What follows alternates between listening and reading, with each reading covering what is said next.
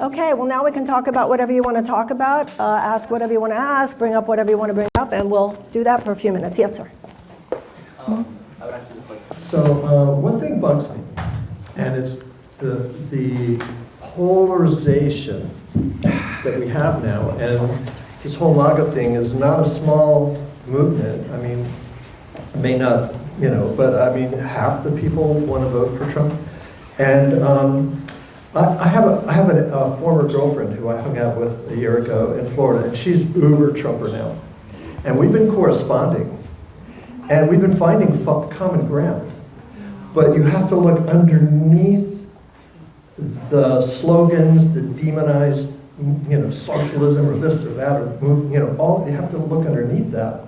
But it's interesting because a lot of what she says is what you're saying about corporate money taking over the government. She calls it the cabal or whatever she calls it, right? But the cabal in the government is probably just the puppets of the big money, right? So where do you see room for common ground there? Okay, let's deconstruct this.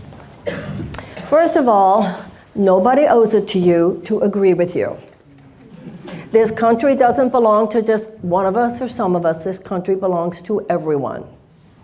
People who love Trump are going to vote for Trump.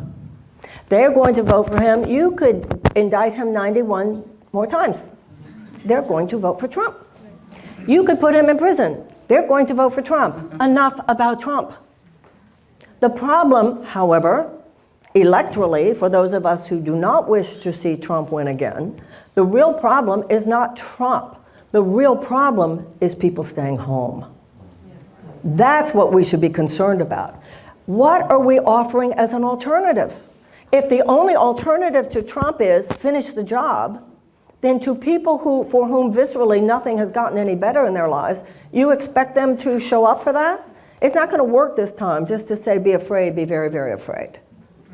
And if you say to an entire younger generation, your views don't matter, if you say to an entire generation that cares so much about the habitability of the planet and in the world that they're going to inherit, that they're going to improve the Willow Project and give more oil drilling permits than even Trump did, but you're supposed to be impressed because of the green energy investments in the Inflation Reduction Act and somehow not notice that you gave even more investment to dirty energy?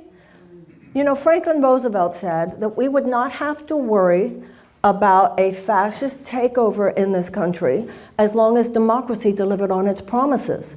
The problem is not the fascists. The problem is that democracy has not delivered on a powerful enough alternative.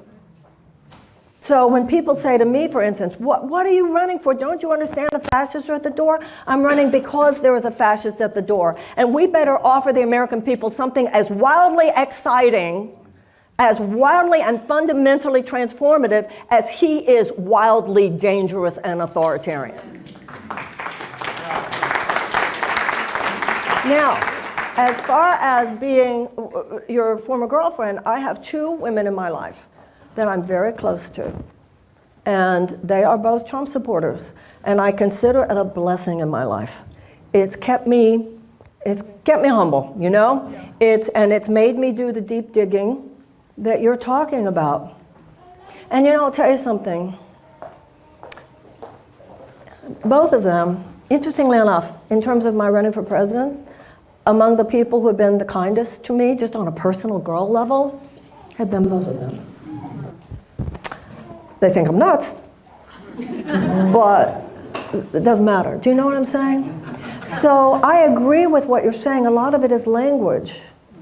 And the left as well as the right, sometimes we have this idea, I'm right, you're wrong, and you should shut up. You shouldn't even talk if you don't agree with me. It's terrible. This is not the way to transform. And a lot of what's going on politically right now is so transformative. I'll take the uncommitted movement, okay? If your uncommitted was important in Michigan, and the reason it was important in Michigan is because Michigan has a very large Arab American and Muslim American population. So in Michigan, I had a lot of respect for the uncommitted movement. It was the flexing of muscles, of Arab American muscles, swing state, I get it, I respect that. In states where that demographic is not like a deciding factor in the general election, and you have not only myself, you have Jen Huger, who actually is a human being. A hashtag will not be inaugurated. A hashtag will not be inaugurated. A human being will be inaugurated. So I was very disappointed to see this like cool thing, like the Democratic Socialists today who endorsed uncommitted. I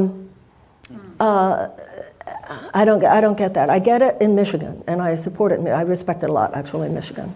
I think that those who are on the left side of the political spectrum sometimes have to think, well, what will it take to actually gain power? That's right. This is not a game. This is not just about being cool. This is what will it take to gain power, and what will that mean, and who do we have to be, and what do we need to do? And I think I just agree with everything you said.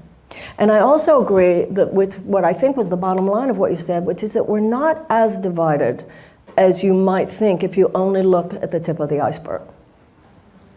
That sometimes it's the language that gets in the way. It's our preconceptions. You know, there is in that term, contempt prior to investigation. We hear somebody support someone, so we just have all kinds of assumptions about their values.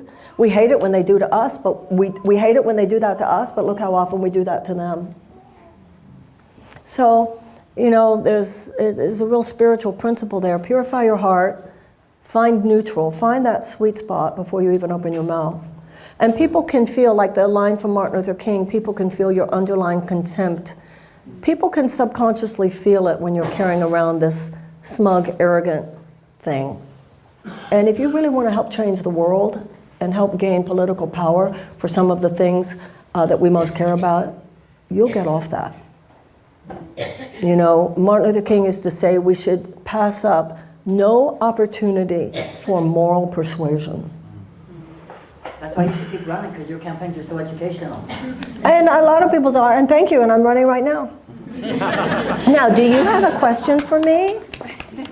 You sure are pretty, but is this a note? Is it a note that you wrote to me, or a picture that you made for me? I drawing it for you. It's what, honey? I drawing it for you. Oh, thank you so much. It's beautiful.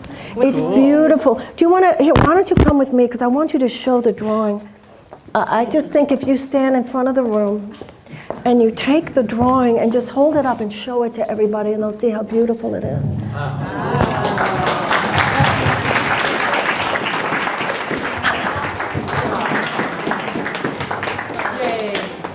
Thank you so much, honey. What is your name? Beatrix. Thank you so much for this beautiful picture. I will keep it with me forever. Thank you, honey. Thank you. Thank you. Thank you. Somebody has a good mother. Okay. Yes, sir. And then I'll come back to you, sir. Hi there. Hi. Okay. Hi. I'm Ravi Dockery from Memphis. I've been following you for a long time. I just want to say thank you for bringing back morality into politics. Thank you. And it would be lost to me not to say thank you for inspiring. I'm actually going back to school to study public policy because of you and because of your running and everything. So I just wanted to say thank you. And I saw your video, I was like, I have to come see you. So thank you. Thank you, Hannah. God bless you. Thank you. Means a lot to me. Thank you. Yes. This gentleman had his hands up. Oh, thank you. Hi, Lynn. Hi. How are you, Marianne? Hi, I'm Greg Apodaca. And I'm glad I came because I'm going to vote for you now. Thank you. Yeah. Thank you. I'm a never Trumper, so we can't let that happen. But I'm wondering, what's your take? Is it just corporate America owns the Supreme Court now, or what's going on with those guys? Well, first of all, there was a book written by Senator Sheldon Whitehouse. It's a very good book. I don't remember the title of it, but it really talks about how the strategy was laid down. You know, one thing when I was saying before that I think sometimes people on the left are a little too, we love the theater and the coolness and the performative aspects of change, but we're not into the deep, serious, fundamental strategy that has to happen. You can't say that about the right. And they planned this for a long time. And then there were all the other elements, of course, the woulda, shoulda, couldas, if Ruth Bader Ginsburg had left and given Obama a chance, and the whole Merrick Garland fiasco, et cetera. So this is how it is. Given the situation right now, and how many of the corporatists are on the court, it is reasonable to assume that we will not be able to overturn Citizens United anytime soon. But we have to become as intentional about overturning Citizens United as many of our fellow citizens were intentional about overturning Roe v. Wade. For decades, we have to become, and that actually, sir, people should not feel shamed. People should not feel shamed for saying, I'm going to vote for so-and-so because what I most care about is the Supreme Court. That's why you got to just really respect that everybody's doing our best trying to figure this out. Now, there's nothing in the U.S. Constitution that says that it only has to be 9 people. Right. So Roosevelt said to a very corporatist court, you guys continue like this, I'm going to expand the court. That made them back up. So we've had the Dobbs decision, we had the affirmative action decision, we had the very fact they're going to hear the presidential immunity decision. So as president, I would not be hesitant. I mean, that's one of the things about my being president. And I've said many times, I'm only running for 1 term. And I'm running for 1 term for 2 reasons. Because number one, I think we need somebody who goes in there and doesn't take a moment to think about, well, if I do this, I won't get reelected. And number 2, I don't think a baby boomer should be president in 2028. Okay? So, I mean, I think we really need to balance something here in terms of our leadership, okay? But I would not hesitate to say, if we have to expand the court, to get your obvious bias out of such a powerful place in our lives, then I, as president, would be willing to do that. You will absolutely be elected when we have ranked choice voting. That's right. That's true. She would be elected. This is one of the keys for us to do, get ranked choice voting. If you don't know anything about it, ask AI. Is that on the ballot in California yet? It is, It's not that I yet. know of. Maine has it, right? Any other states have it besides Maine? Alaska, Maine. Alaska, right? Alaska has it. Alaska and Maine. It's going to make a huge difference. And I think when enough states get it, it's going to be like a domino effect. So I totally agree with this gentleman. Ranked choice. What is it? Ranked choice voting is where you get to say, like they do in places like, they have a form of it in Australia. I want this person, but if I can't have this person, I want this person. And that person, and that person, and that person. And they total up the numbers, and the person who has the most gets it. Your vote always counts. They also have in Australia that you have to vote. You're fined if you don't. Hi, Oh, Mary. sorry. That's Okay. My name's Kat. I saw you speak at Open the Portal. It was amazing. Thank Voting you. for you 100%. Thank you so much. I was diagnosed at 14 with bipolar disorder. I'm 7 years sober now. I worked in entertainment, but addiction and chemical dependency became a thing. Went back to school. I have a master's in social work. I'm a clinical social worker, psychotherapist. Worked on Skid Row as a therapist. Worked in a psychiatric hospital as a therapist. Now I work in an intensive outpatient program. I specialize in treating people with both mental health diagnoses and addiction. I want to hear more about the recovery czar. Okay, the first thing I wanna do is give you a big applause, and I hope the room will join with me.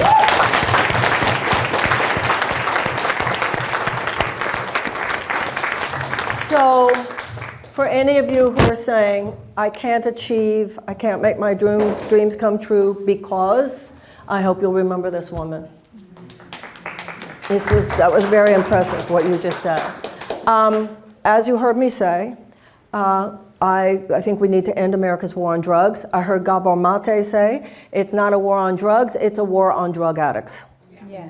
And the vast majority of drug users, I think, would like to get sober. You might see what happened in Oregon. They did decriminalize. Now they're rushing back to criminalizing, but that's because they didn't include harm reduction. They didn't include a sophisticated partner. You can't just say, okay, we're decriminalizing. You have to provide the infrastructure for that transformation in people's lives and in the community. So what you probably had heard me say was that if president, or as president, I don't want a drug czar, I want a recovery czar. You know, in this area, as in so many others, you know, politics, it's the art of making the world more beautiful. It's the art of creating the world we want. So we can't just treat symptoms and fight what we don't want. We have to create the possibility for regeneration and renewal. Now, the problem we have is that the people with solutions, such as yourself, such as anyone who works in addiction and recovery, right? And we have the world-class network of recovery options that we need in this country. We just don't have the proper funding so that everybody who needs those options can take advantage of them. So that's what I'm saying by the recoveries are. We spent $1 trillion on the war on drugs. We spend $100 billion every year. I say, let's stop that. Give me just a fraction of that $100 billion we spend every year, and we can fund that world-class network of recovery options. And that's what the recoveries are, would be part of. If you look at Marianne2024.com, which I hope you will, and you look at the issues page, you'll see, I hope, what you feel are a lot of interesting things, but including my health plan, which is what I call the whole health plan. And you'll see the ways in which it's not just about Medicare for all, which we absolutely need, but it's not just about treating sickness, it's about proactively creating health. And so that's how I see with the issue of drugs. Let's create a country in which those who wish sobriety have an easier time. I do think of myself as a little bit of a fundamentalist around AA, but I also understand, for instance, people who need in-house treatment and so forth. And it's just one of the many areas. Can we please come out of the 20th century now? Right. Can we please come out of the 20th century now? And can we please begin again? In which case, I'll call you. What are you going to do for the children's department? Okay. So I want to have a Department of Children and Youth. Okay? And I also want to have a Children's Council. And I can invite you to be on the Children's Council, but I can't ask you to lead it, because I asked a little boy named Madison in Massachusetts if he would like to lead the Children's Council. He said yes. Then I met a little girl named Harper in South Carolina, and I said to her, we're going to have a children's council. She said, I'd love to be on it. I said, I can't ask you to be the chair, because I already asked a little boy named Madison if he would be the chairman. And little Harper said, without skipping a beat, that's okay. We can co-chair.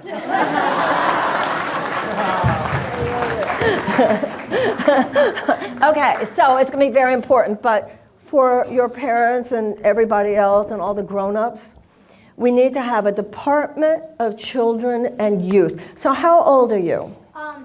You're 7. So, you have a brain in your head. You obviously have a good brain. Did you know that 90% of your brain was developed by the time you were 5 years old? Yeah. So probably, is this your mom? She knew how important it is to read to you. She knew how important it is to feed you good food and play with you and be with you and do all the things that would make your brain strong and your body strong, right? So would you agree with me that every child should have that? Yeah. I think so too. So in order for us to have the America that we want in 20 years, we are going to have to place more resources in the lives of children under 10-year-old today. This beautiful child is not the one I'm worried about. Okay? The mom, the obvious love, all that. We get that. But there are millions of American children, millions who go to schools where they don't even have the adequate resources to teach a child to read. And if a child cannot learn to read by the age of 10, then the chances of high school graduation are drastically reduced. The chances of incarceration are drastically increased. I'm sure many of you have heard about it. It's the cradle to prison pipeline. But see, this is what's happening today. We have an economic and political system that is actually predicated. I wouldn't say the political system is predicated on it. The economic system is predicated on it, and our political system enables it. That actually ensures and perpetuates the existence of a permanent underclass. And so there's no conversation whatsoever what to do with those kids. The system's main response to those kids is prisons. So this has got to shift, and I wish to see a massive transfer of resources into the lives of children 10 years old and younger. One of my greatest joys being president, one of the first things I would do after I canceled the Willow Project and after I descheduled marijuana and let everybody out of jail who's there on marijuana-related charges and made sure that their charges were expunged, the next thing I would do is put out a call for the greatest minds in America on the topic of early childhood. And that has to do, it's not just educators, it's neuroscientists. We know things about the brain of early childhood now that we didn't know 20 years ago. I mean, if you what did the Jesuits always said? The Jesuits said, give me a child till he's 5 and he's mine. And so what's happening now, I did a podcast earlier today with a young man who's getting his PhD in child psychology, and he's working as a child psychologist. But what's happening, and we were talking about the fact, everything I was saying, he's saying absolutely, we have American children who are traumatized before preschool. I have had elementary school teachers, not teachers, principals, elementary school principals say that they have students on suicide watch. There are, in public schools all over this country, routinely, there are trauma rooms. Please tell me what's going on in America that childhood is routinely such a trauma. Just childhood. And where is this country going to be in 15, 20, 25 years if we just continue to ignore this? Either, I'm going to give you options. You can read about the French Revolution. That would be helpful. You can read about Germany. That would be helpful. Or you can just read Yertle the Turtle. Either one. This is not sustainable. You can't just go along, knowing that you are creating more desperate people and have that work for you. Because large groups of desperate people form a petri dish out of which all manner of both personal and societal dysfunction is almost inevitable. And that includes ideological capture by genuinely psychotic forces. So this is a whole lot bigger than how do we defeat Donald Trump. It's how do we take responsibility for the fact that we made it so easy for someone like that to emerge in the first place. And we have to ask ourselves, what are you, because at this point, there are so many other Trumpettes. If it wasn't him, it would be someone else. It's so much bigger than how do we defeat him. And like I said, it's how do we create an alternative so compelling. Yes, sir. Speaking of children, what do you think of all the vaccines that are forced on children right after they're born, the battery? Do you think that's sustainable and healthy? I think that given everything that has happened in my life and career, I deserve the right to say, I don't want to even talk about the subject. I don't blame you. Thank you. Not going there. Yeah, Ruth? Marianne, you just touched the topic that I wanted to ask you about. That if it wasn't Trump, it would be someone else. Yeah. So what we know now is that around the world, there is a trend towards autocrats taking over in places that we never dreamed it would happen. And now they have taken polls where more and more people say they don't want democracy. This is in democracies where they get to make a choice like that. So let's take this pull back, do macro, not micro. What is going on in our world, and how does what you were talking to us about, right? How can we understand what role we have now that is so crucial, not just about our country, but about the world? Well, in every country, something different is going on. What's happening in France is different than what's happening in Sweden, is what's happening in Germany, what's happening here. So there are some commonalities, but there are some real differences as well. I think here, as in some other places, but there are different factors of immigration and so forth.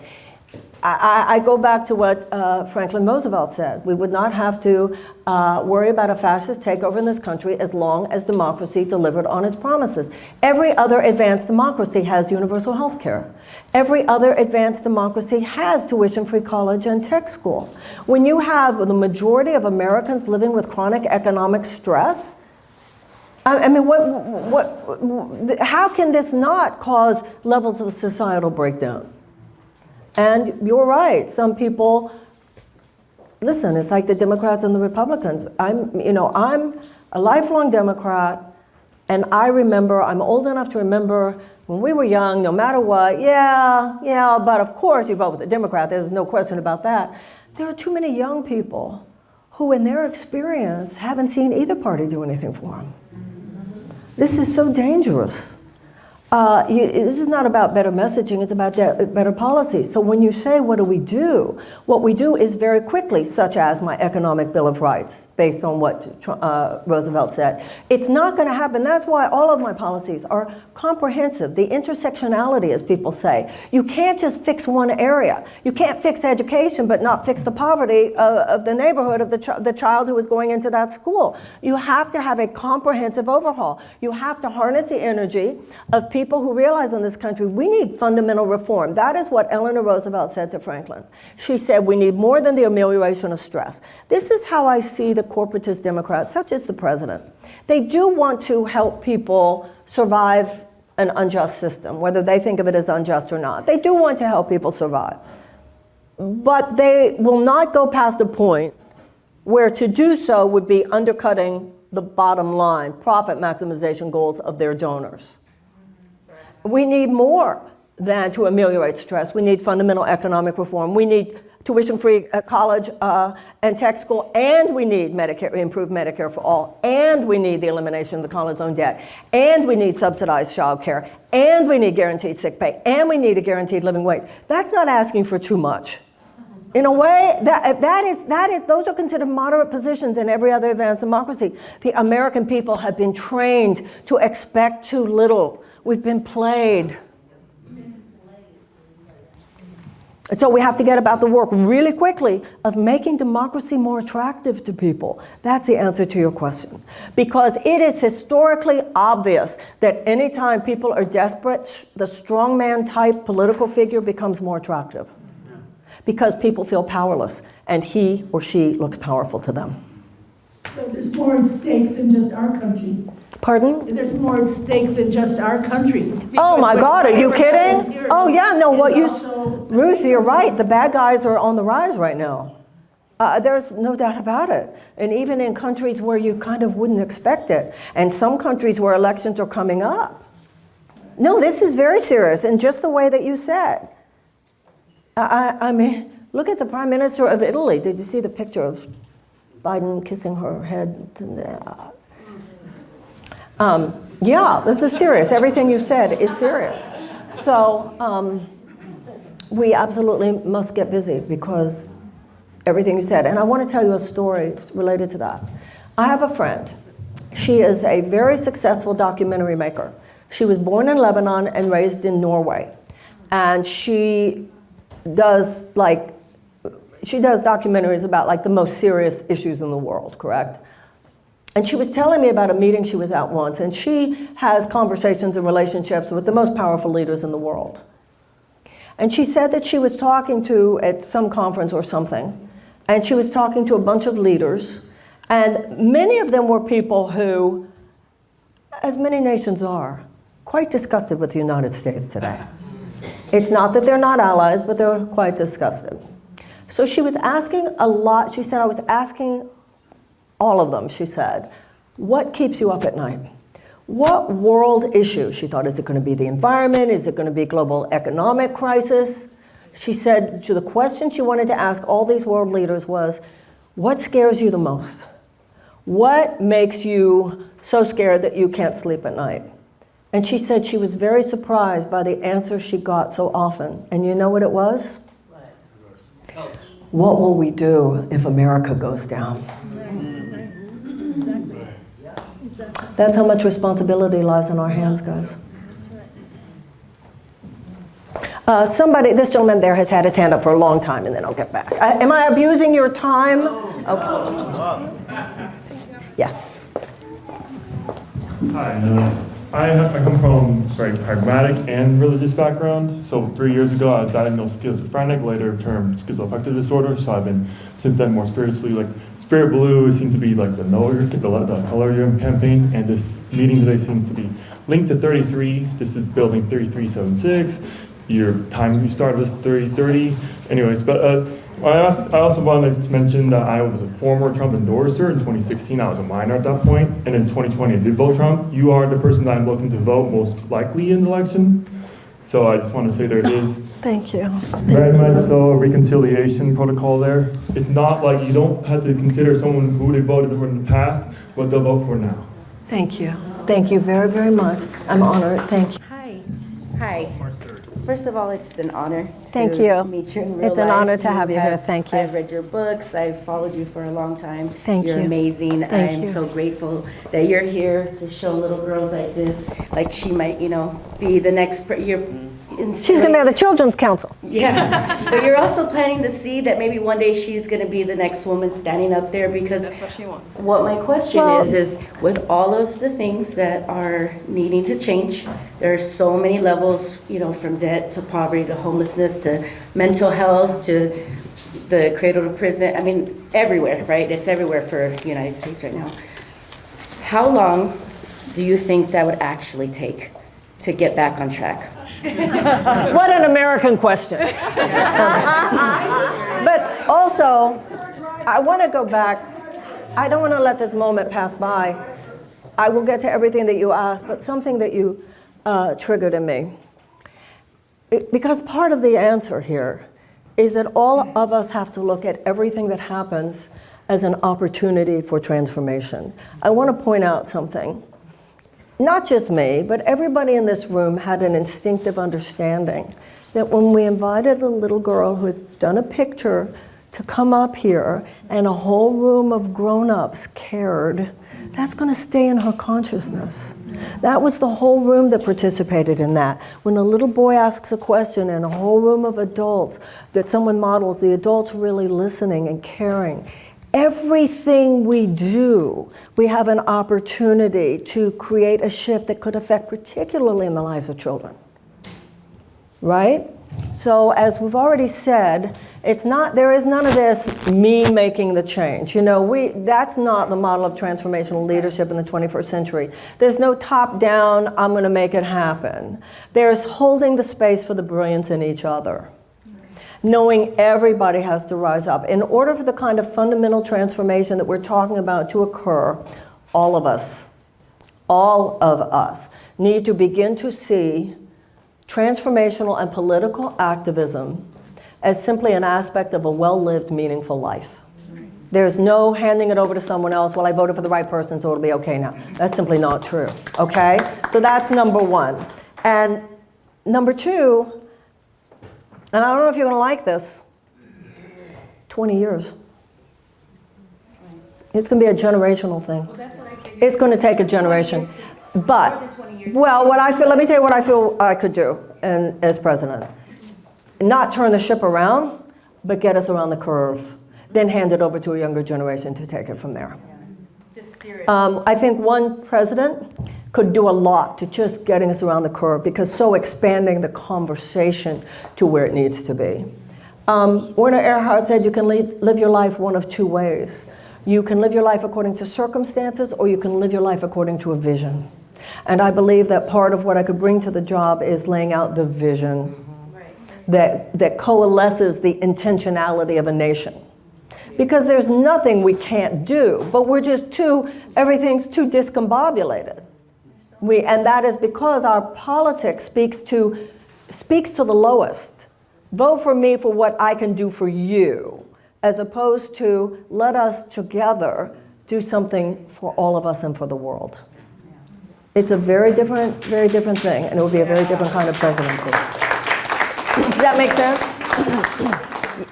Okay, this and then yes. You said all of us. I think that's a really important statement. Mm-hmm. You also talked about how the United States has, over history, been, we've had the lower vibration has been as powerful as the aspiration. We're in a world that's divided right now, and right now there are things about to happen that will give people a choice. You talked about, and a good choice. You talked about if they're voting for Trump, they're voting for Trump. I don't think that's true.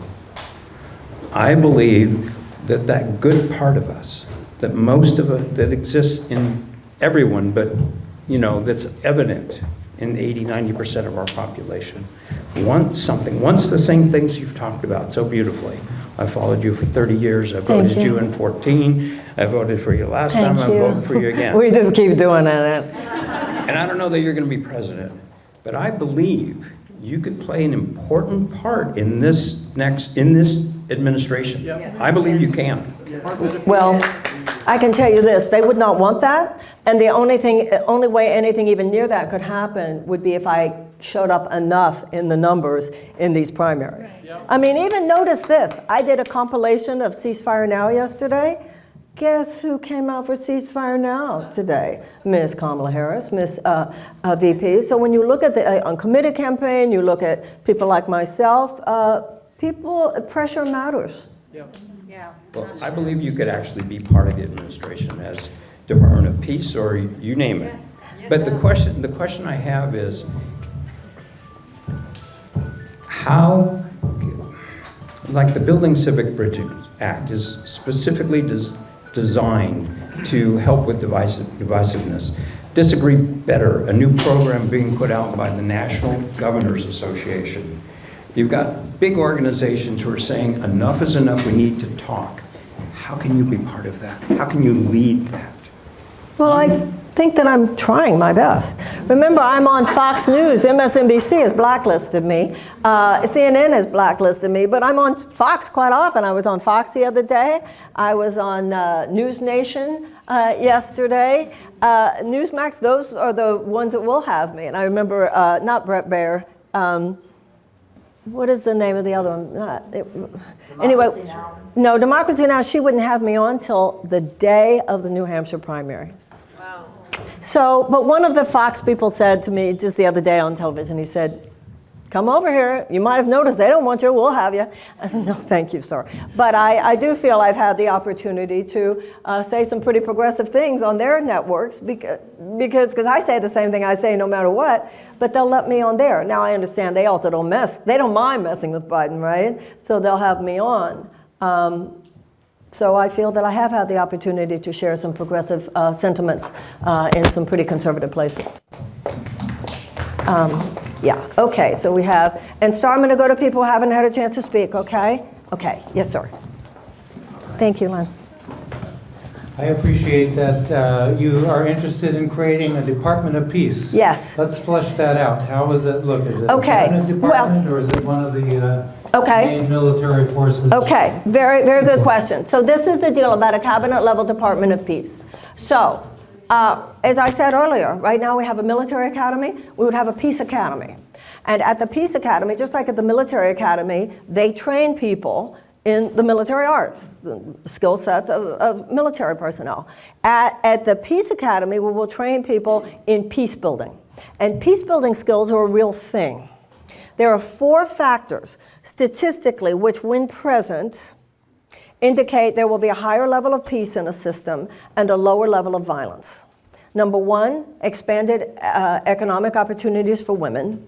Number 2, expanded educational opportunities for children. Number 3, the reduction of violence against women. And number 4, the amelioration of unnecessary human despair. So remember why when I said earlier, we don't just need war games, we need peace games. I meant that very literally.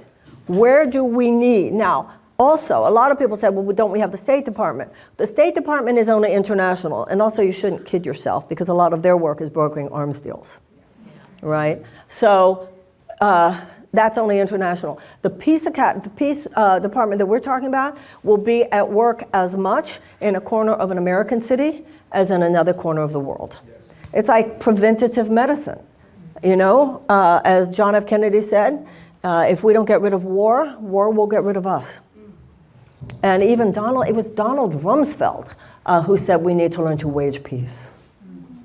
So many of the situations that have turned into awful areas of conflict, if you would ask me what would the Department of Peace do about that, I'm not sure I could say they could do much or anything once a conflict has started. What the Department of Peace could have done is had a lot more to do with preventing the probability or even the possibility that the conflict would have begun to begin with.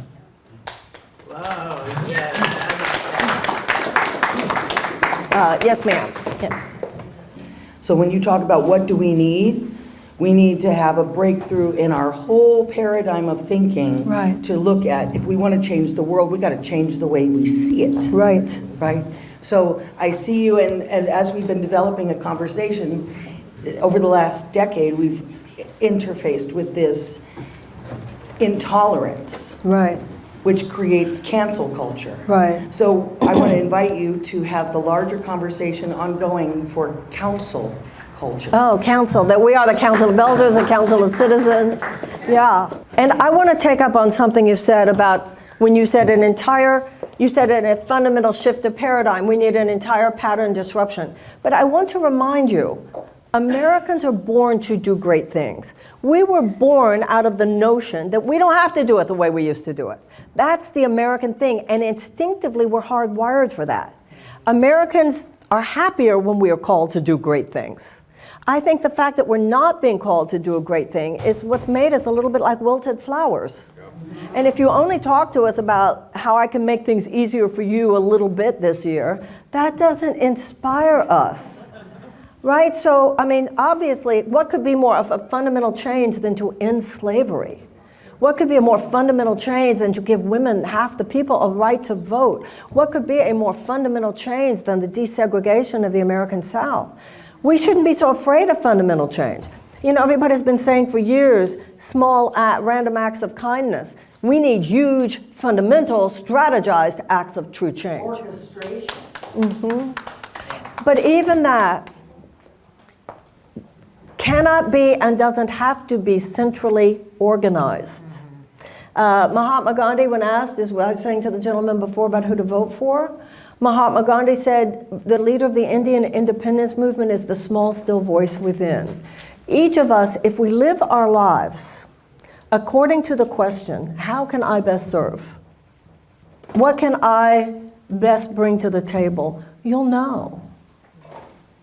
And sometimes it's right in front of us. It's just right in front of us. Whatever's right in front of you, there's probably more you could do to show up than you are. There's a line in the chorus, only what you are not giving can be lacking in any situation. The only thing that's holding up America from making the changes we need to make is us.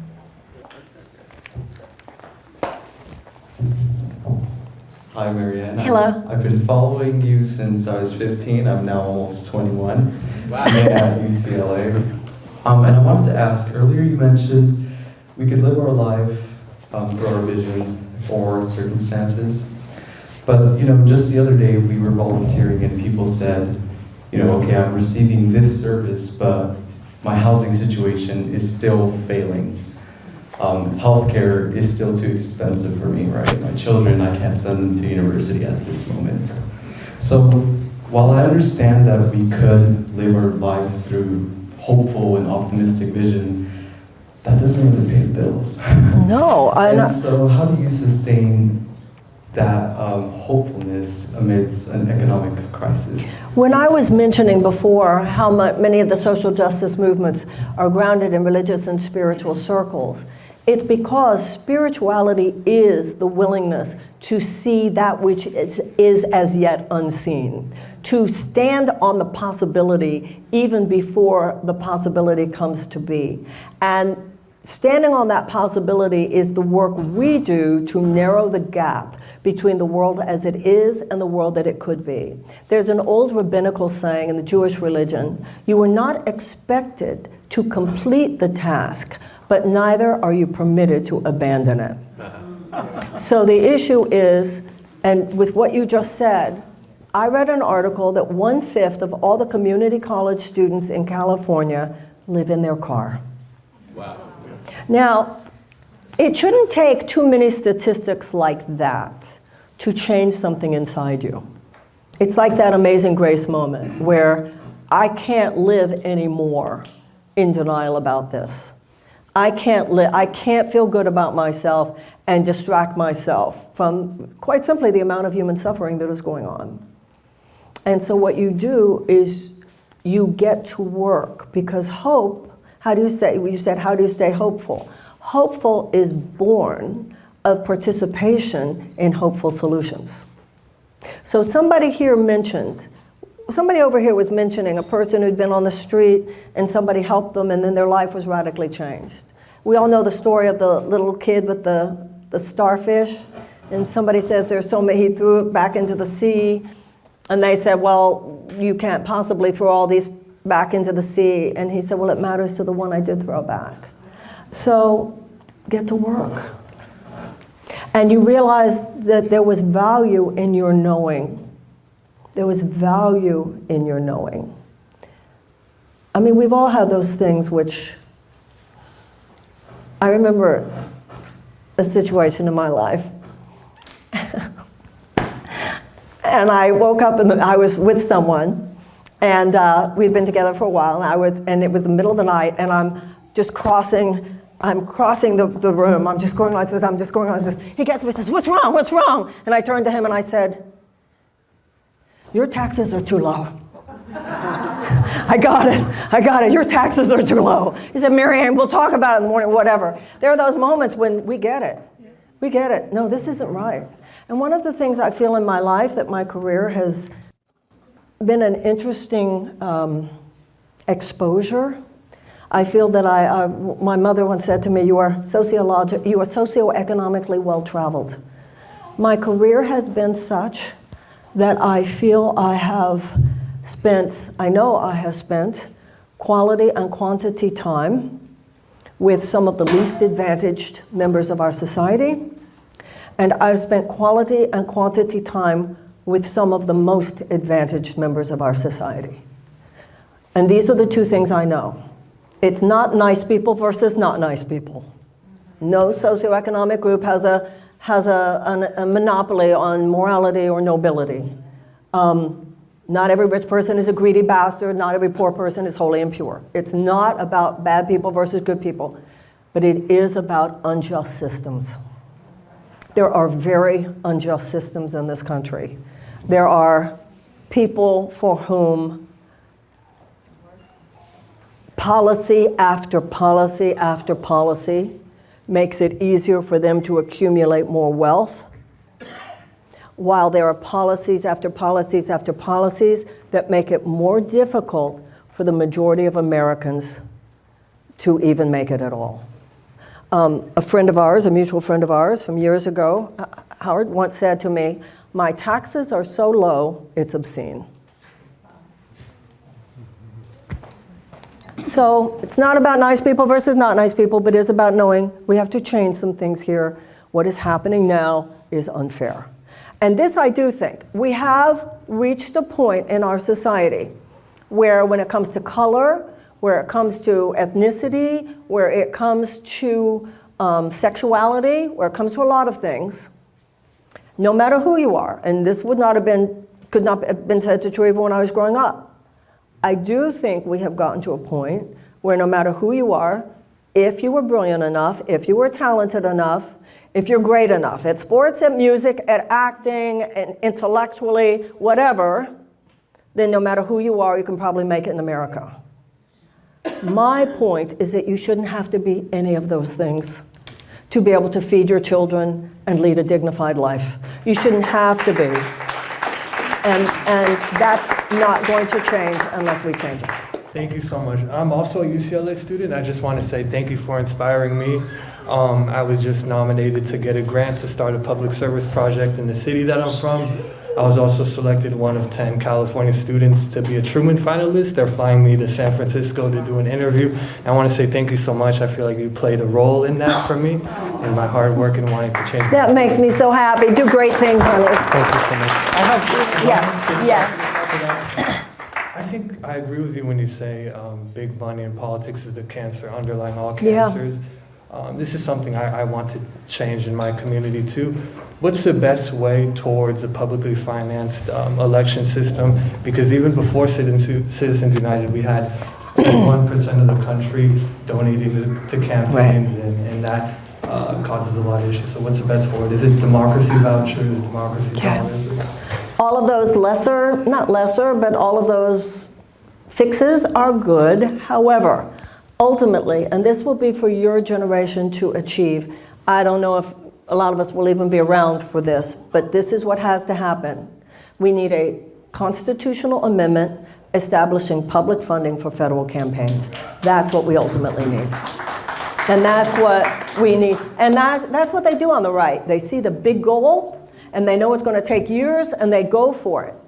And that's what we need to do. See the big goal, and then you harness the intention, rather than these little performative things here and there. And no, we got to get serious. And that's an example. Public funding, federal campaigns, constitutional amendment.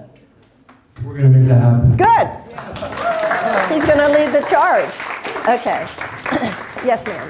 When you have spoken many times, and my family follows you, so I'm just so grateful that you have here given us hope for the future. Because without leaders like you who are willing to do the research to know what's going on, we have no hope. And we're grateful to you. Where are you? I'm right here next to you. I'm legally blind. Well, I can't hear and you can't see, so we're doing fine. Yeah, we're one. Thank you so much. Yeah. And the Grand Dames of Detroit, whatever I've learned, I got a lot from the Grand Dames of Detroit, so thank you. Yeah, Thank you so much. I just moved back to Detroit with for my family, my daughters, when my husband died just in October last year. And it's really been nice being back. So thank you, thank you, thank you. Thank you so much. Oh, thank you. Thank you. Thank you. Thank you. I want to thank again Dr. Namazaki. Thank you so much for letting us be here. Thank you to you, Ruth Sharon. Thank you to all of you. I hope that you will be very busy in the next 48 hours. If in fact you believe that this conversation belongs in the mix, I request your help.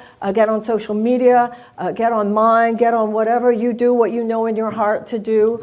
And if you show up for that, I promise I will show up too. And I believe with all my heart we can make a difference. Thank you, Kristen. God bless you, everyone.